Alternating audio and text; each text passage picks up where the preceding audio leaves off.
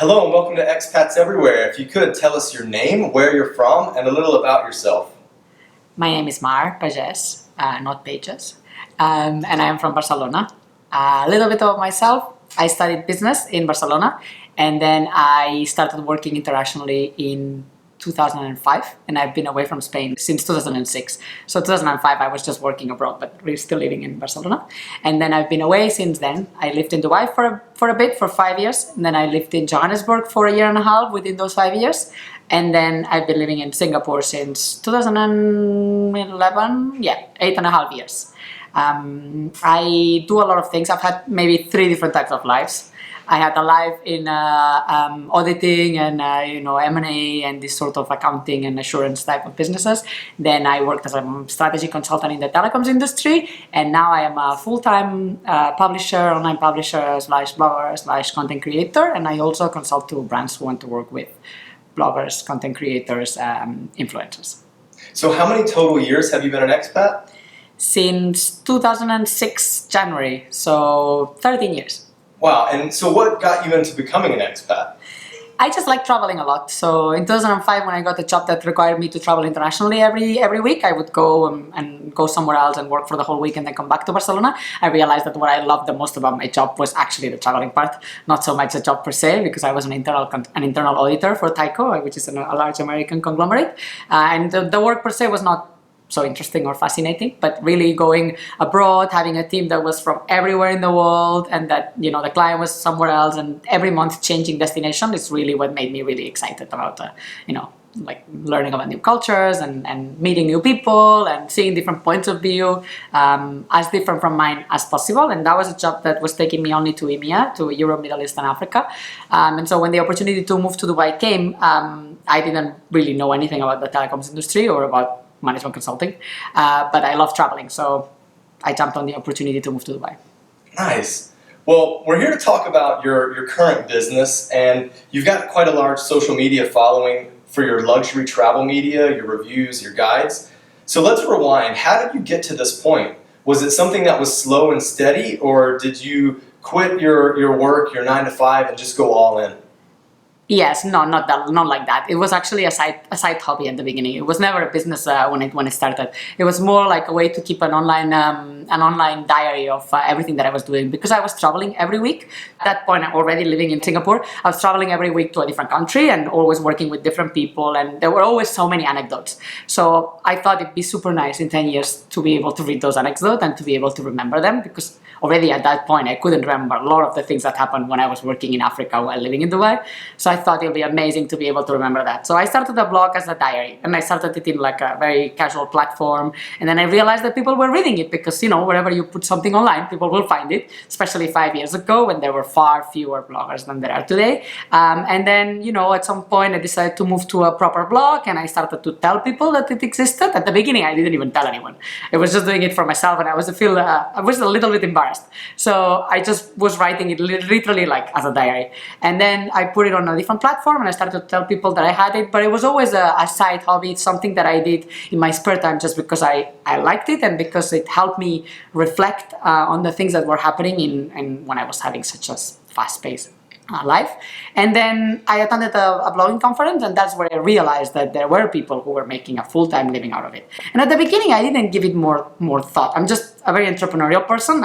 I'm a born entrepreneur. I've started lots of businesses, and I start lots of things all the time. So, this kind of it was like a seed was planted that, this can turn into a business. So at the beginning, I ignored that seed and that signal, and I kind of looked the other way. But it kind of started to grow in me this idea that maybe I could make it a full-time job, and I could turn my passion into my full-time job, and I could continue to travel and write about it and do all the things that were surrounding it, while also being able to live of it full-time without having to have a main job. I quit consulting. I took a year off when I was deciding what else I wanted to do, and it took me a full year to get a job at Google. But already when I took a job at Google, it was with a different type of work-life balance, with more time to be able to devote to this. And that seed kind of evolved, and I built it one day. I thought, okay, I really want to do this, my full-time job, and I built a business plan, because that's what consultants do. We make business plans for everything. So I made a business plan of my life, and I put all the expenses to continue to maintain my, luxury consulting lifestyle, 5-star hotels, business class flights, and so on. So I built a business plan with all of that and all the revenue streams that I thought I could make through an online publication and social media and all the other things. And then I put all the costs of my life and I set a target. And when I hit that target of revenues that was making it break even, that I didn't have to dip into my savings, I quit my job at Google. So it was a well thought, not I'm going to quit everything, and no, much the absolute opposite of building a business plan and being very methodical about it. Okay, so my next question was going to be, why did you make the decision to leave your full-time job and go into consulting? But it sounds like because of that business plan, you had a number, you knew your number. So yes, correct. Actually, that was exactly the case. I had a business plan and I had a little push because I was invited to, they opened applications for a luxury train travel in India, and I've already done a luxury train trip in India, and so it's something that I love, and it was in February. So I was almost at the tipping point where I was happy and confident. I would have probably stayed 6 months more because, it's an opportunity to save a bit more. But that opportunity to go on this press trip kind of pushed me over the edge, and I reached the inflection point and I submitted my resignation. Nice. So looking at your Instagram is absolutely phenomenal. Would you say that your life is as awesome as it looks on Instagram? I think that if you're asking me that question, you know what the answer is. No, absolutely not. But that's why I have Instagram stories. I mean, the problem with Instagram is that it has become a very curated feed, right? So I post the photos that are curated, that follow a theme, that follow a color scheme, that follow a specific sort of thing. But that's not really what I enjoy the most anymore. And that's not really what I get my big engagement. Not that I have a huge following in Instagram anyway, in relative terms for a blogger or influencer. But in my Instagram stories is where you can see my real life, right? So in there, I show the reality. So it's not, I wouldn't say that my Instagram pictures are fake. It's my life, and I don't post pictures that are actually different from the reality. I think that that's not right. You shouldn't stage a photo that looks nothing like the real place. Yeah. And I find it very annoying and disrespectful when I go to a place and it's really different. It's never happened to me, but I can just imagine that people go to a place and they think it looks in a way and it doesn't at all, and I don't ever want to do that. But I do put certain presets and I follow a color scheme, so I'll post things in a certain order and so on. But you can still see, the things that I do and the places that I go, and you will see that it's not your usual stage photos anyway. But no, my life is not like that. In fact, I have a normal job like everybody else. I mean, being a blogger or being a publisher is a job like any other else, right? I wake up, I sit on my desk, and when I'm in Singapore and I'm not traveling, it's 12 hours of sitting at a desk like everybody else, just I sit in my pajamas and I'm at home, right? So it's a job like any other, and you have obligations and you have deadlines and you have clients and you have a team. I have a team that I have to pay and that I have to mentor and that I have to train, and freelancers that I work with. So it's a company like any other, just that when I'm traveling, then you can follow my stories and see that I'm traveling, I'm on the road, I do interesting things, just like any other person that goes on holidays. Just in my case, it's 40% of the time rather than 2 weeks a year, right? Your Instagram is beautiful. You do a great job with it. What is your Instagram so we can link it here? Once in a lifetime journeys. You guys got to check it out. So being a digital nomad is really growing, and you work digitally, but you're not a nomad. You've been in Singapore for 8.5 years. What has kept you in Singapore for so long, and how do you feel about the digital nomad craze?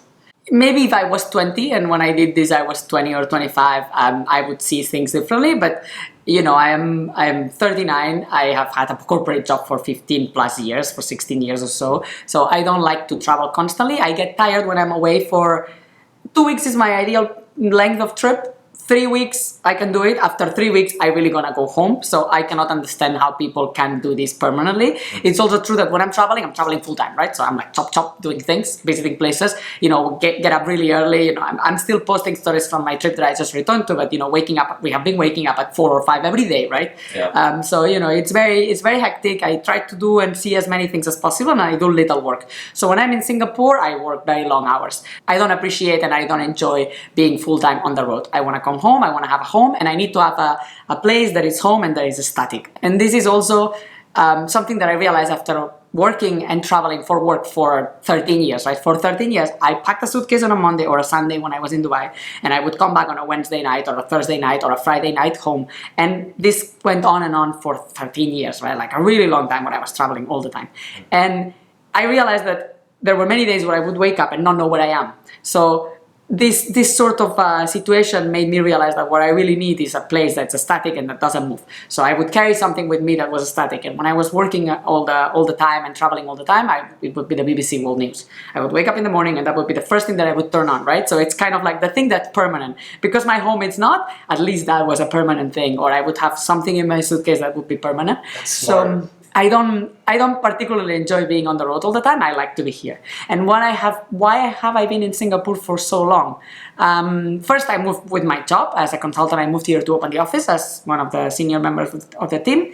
And then I got the job at Google and I had a global role. Even though I was based in Singapore, my team and my role was global. I was just a person in APAC. And then later on I stayed because I have a network that I've developed through the years, so it's easy for me to do business. I also think this is one of the major advantages and disadvantages of being a digital nomad is that it's very hard for you to develop a network. Here I have all the contacts, I have clients, I'm speaking at a conference this week, I'm speaking twice at 2 conferences, I am reporting on another conference. All of this I would never be able to do if I was constantly on the road. So I think that there's a big upside to being fixed in a place, and also from a personal point of view, it's much easier for my personal life to have a fixed place where I have friends and where I have a network of support that helps me keep more balanced and more, mentally more stable. But also, I guess, and that's the most relevant reason why I've never left yet, is my partner is Singaporean. Right. So what do you advise people to do that are looking to leave their regular job and start working digitally? I think that you have to be very sure about it, and I've heard lots of people going digital and then coming back because there are 2 things that are critical. One is you have to have a lot of self-discipline. You have to be able to wake up at 8 or at night or whatever this hour it is and work on your own without anybody putting any deadlines on you. And that's something that most people will struggle with. A lot of people are not able to keep up, They don't find the motivation. They are not there. It's a personality thing. It's also what you're used to. Thankfully, at Google, I already was in that situation. My team was not here. My boss was in California, so we were not even on the same day. So that already forced me to have my own ways of working, make sure that I put my own deadlines. Obviously, she was always supervising me, but, have a certain discipline and a certain way of working that wasn't constantly being with somebody around me. And also I work from home many days at Google or from other offices at Google. That was possible and easy. So I realized that for me, that was not a problem. And the second thing is you have to be fine working on your own. And, the 2 things kind of relate, but not necessarily. I have a team, right? But I really work on my own. My team is like 1 person full-time, a couple of people part-time, and some freelancers. But in the end, you have to be fine being on your own. And it's tricky because, a whole day can go by where I don't speak with anyone. Right?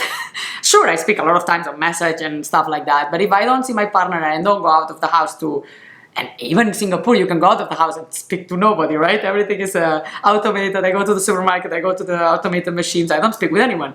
So, that's tough on a lot of people. You have to be able to be okay to be on your own. And a lot of people thrive in teams, but they don't necessarily thrive alone. So these 2 things are something that you need to be very sure before you quit your job and work digitally. Obviously, if you're working digitally with a partner or something, you're already not alone, but it's not the same if you're with somebody 24/7 and that's also your partner. That I guess is another complication that needs to be considered, right? But these 2 things, discipline and being able to be on your own, as I think is critical and is the reason why many people will give up and go back to a corporate job. Wonderful advice. As a consultant, how do you help brands? I think that this is something that I kind of stumbled into because of my background and because I got brands asking me about it after talking at conferences. But I realized that I am in a very unique position when I deal with brands and with bloggers, trying to mediate between the 2 parts. This is a very nascent industry, it's a very new industry, so both sides don't really always know how to get about doing this sort of things. So let's say, for example, a very recent example, a cruise company wants to work with bloggers, send a couple of bloggers to one of their cruises and get them to talk about it and create content that they can reuse. So it's a combination of promoting and also creating content that they can use. So they want to work with a blogger/content creator. They don't know how to go about it. They don't know how to find the person and how is the best way to negotiate that and what they can ask for and what they should be paying for that. Bloggers may or may not know how to deal with that brand. So in that case, I would come in and help the brand put together a brief and put together an application process. So in that case, we launched an application process, we got bloggers to apply, and then the brand selected a few. I helped them filter and select and go through the candidates, and then they interviewed a few, just an interview process like you would for any job. They interviewed a few candidates and then they discussed with them the deliverables. They were already very clearly set up from, but they negotiated on price and the specific deliverables and the platform that the bloggers had, and then they send the blogger, and now the trip just happened last month, so the data will come later on to assess the results. But this is a very specific example, right? The brand really wanted to do that, but they'll go to a PR agency or they'll go to a large agency, and they might either charge them a lot of money, or they might not be as well versed as somebody who is actually a blogger, right? So it's very easy for me to, first of all, reach out to a large network of bloggers who will at least hear about the opportunity, because I am in part of the network. So at no cost, I can already share the opportunity and get people interested in applying. By doing an application, you also are in a different power position as a brand, right? Because people are offering their services to you rather than you reaching out to somebody. So I can help them then filter the results, because I know these people. I may have even worked with them in the past, or I may have been on press trips with them, or at least I have interacted with them online. So beyond the pure facts and pure numbers that you can see, there's an added element of personal touch and personal experience of knowing that person that I can add, that a brand doesn't usually have, that an agency doesn't usually have, unless they are a blogger. So by being kind of like in the middle, you can help both sides. And then at the same time, not in this particular case, but in other cases that might also help, liaise between the two parts and talk to the blogger and see what is it that they can offer, how best to organize the campaign so that they can create the best content based on what they are good at, what their audiences like, what their skill set are, and then tell the brand, you should offer this specific thing because that's very aligned with what the blogger does and their audience will appreciate that. For you, it doesn't cost anything, instead of offering something else that you think is like really amazing but is not relevant for the blogger, and that kind of like allowing both sides to not leave money on the table and for everybody to be able to do their best job is what I've been doing with brands. And it's quite useful for both sides, because again, they don't always speak the same language, so they cannot so easily come to an agreement without a lot of back and forth and with a lot of uncertainty. So that's what I've been doing with brands. And I don't do a lot of it because in the end it's my time and it's only me, and I have to divide my time on many things, but it's something that I've seen brings a lot of value to the brands that I work with and to the bloggers that are on the other side too. Are there any places that you'd like to live and do what you do? And if so, what are they and why? That's a very easy answer. Barcelona. If I was not in Singapore, I would be back home in Barcelona. I think Barcelona is a wonderful... Obviously, I am biased because I am Catalan. but I do think that after having been to 110 countries or 11, something like that, after my recent trip, I still think that Barcelona is the very best place to live in. I think quality of life is the best. The weather is fantastic. It's never too extreme. It's always mild, even in the winter. You have 4 seasons. It's by the sea, so I've always lived by the sea, and I think my name means the sea in Spanish. So I think I need to live by the sea, and I like living by the sea, being able to go and see it. And even if I don't see it, I know it's there. I can smell it almost. And Barcelona is a very multicultural, very cosmopolitan city. So it has a lot of history dating back to 2,500 years ago, and also it's a very modern place with lots of people from everywhere. So I think I would not feel like I am back into a boring place after so many years of being surrounded by an international environment, like expat cities like Dubai or Singapore, where everybody's from everywhere and everything is very multicultural. I think I would struggle moving to a place that wouldn't be like that, and going back to Spain could mean that. But Barcelona still has these thriving, multicultural, lots of expats, lots of foreigners, lots of people passing by, lots of ideas, lots of things happening all the time that I think I would not get bored in, even though the city's a fourth of the size of Singapore. Right. And of course it's home. So, if I wouldn't live here, I would live in Barcelona. Well, let's jump back to being an expat. What has the expat life meant to you? I guess what I was just talking about, being an expat meant that I'm not the type of person that lives abroad and goes and looks for all the Spanish people there. Mm-hmm. Actually, the absolute opposite. Okay. I know very few Spanish people in Singapore, even though I've been here for a very long time. I like living abroad because I like living abroad and being surrounded by people from other places and other cultures, and not just the culture that I'm living in, but because I live in an expat destination where there's a lot of foreigners, being able to surround myself by people who have very different points of view and cultural backgrounds. My friends, my girlfriends here are from maybe 10 different nationalities, right? It's just this mix and match of different points of views and different cultures is what I think makes the expat life exciting. And maybe if I lived in a place that's not so expat, then that would be only one culture, and maybe I wouldn't find it so exciting, or maybe I wouldn't have stayed for so long. But Dubai and Singapore are places where everybody's from everywhere. So you really have a melting pot of cultures, and that's what I appreciate the most. The openness and the tolerance and the perspective that you gain from being surrounded by people from everywhere.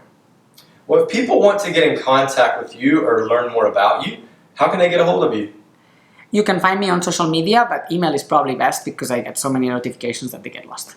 And you can find me on mar@onceinalifetimemedia.com. Mara, thank you so much for meeting with Expats Everywhere and telling us about your expat business and your expat experience. Thank you.